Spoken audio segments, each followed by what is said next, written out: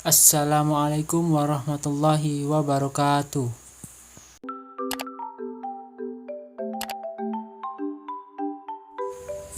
Bismillahirrahmanirrahim. Kembali lagi dengan Denzi Channel.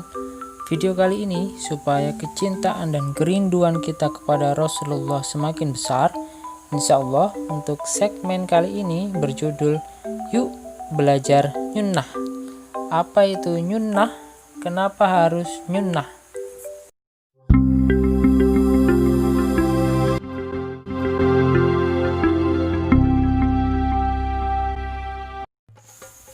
Beberapa orang mungkin mengatakan sunnah, tidak apa-apalah ditinggalkan, kan tidak berdosa, yang wajib dululah yang penting. Kamu memang benar, sunnah memang tidak dosa. Tapi perlu kita perhatikan Rasulullah Muhammad SAW yang sudah jelas surganya dan dijaga dari dosa, tapi masih sholat tahajud yang sunnah, bahkan hingga kaki beliau bengkak.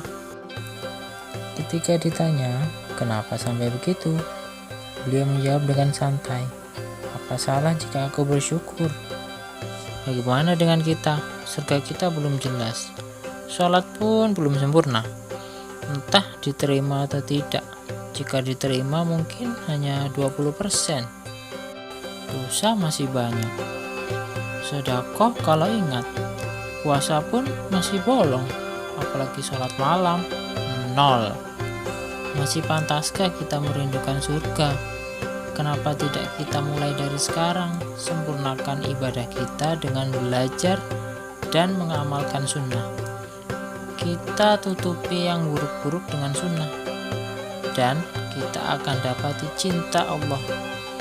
Berikut ini adalah manfaat dari sunnah. Sebelum itu, apa itu sunnah? Singkatnya, sunnah ialah jalan yang diikuti dalam kebaikan.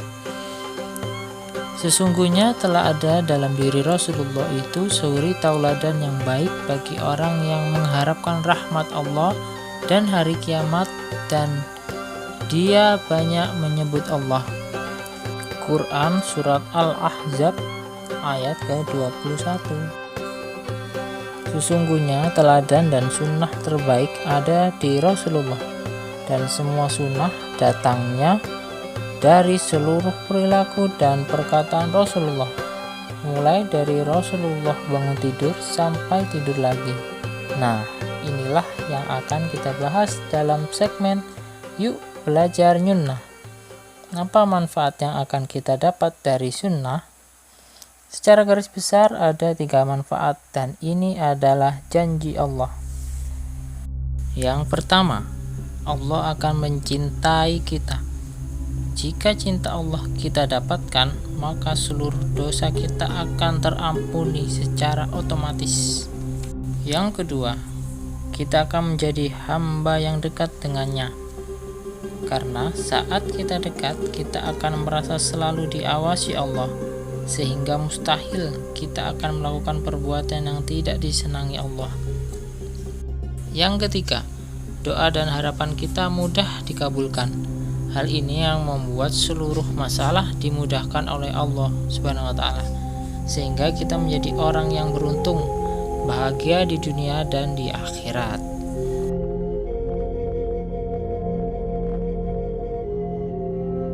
Karena hidup di dunia hanya sementara, hidup di dunia untuk mencari banyak bekal ibadah, sehingga di akhir nanti kita tidak menjadi orang yang merugi, tetapi menjadi orang yang bahagia. Sebelum sampai akhir, mari renungkan, sudah cukupkah bekal kita? Sudah cukupkah amalan yang sudah kita kerjakan? Yuk belajar sunnah dari yang kecil. Sunnah pertama, ucapkan Bismillahirrahmanirrahim dan niatkan hanya untuk mendapatkan ridha Allah sebelum melakukan segala kegiatan. Karena dengan Bismillahirrahmanirrahim, kegiatan kita akan dinilai ibadah. Jangan sampai kita menjadi orang yang rugi karena kegiatan kita tidak dinilai ibadah.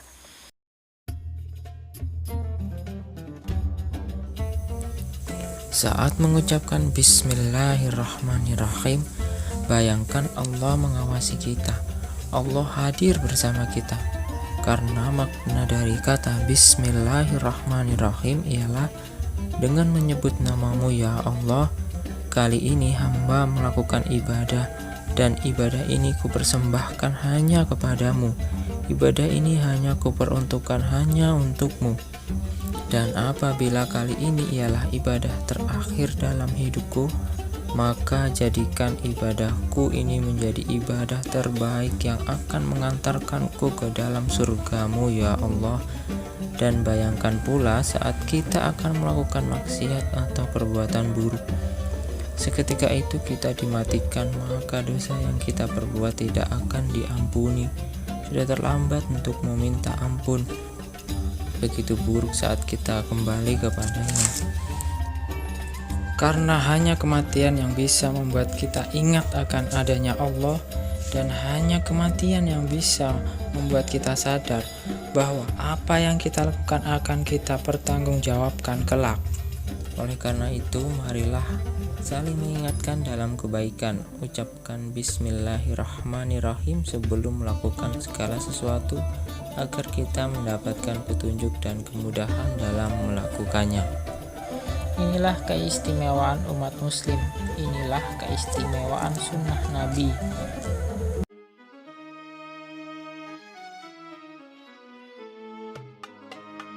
Demikian, yuk belajar nyunnah kali ini.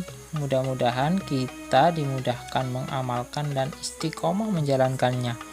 Mudah-mudahan kita termasuk dalam orang-orang yang beruntung karena amalan sunnah. Mudah-mudahan kita menjadi orang yang dirindukan dan dinanti Rasulullah di pintu-pintu surganya kelak. Karena orang yang sangat dirindukan Nabi ialah orang yang tidak pernah bertemu dengannya tetapi mencintainya melalui amalan-amalan dan sunnah-sunnahnya. Terima kasih, semoga bermanfaat dan menginspirasi. Wassalamualaikum warahmatullahi wabarakatuh.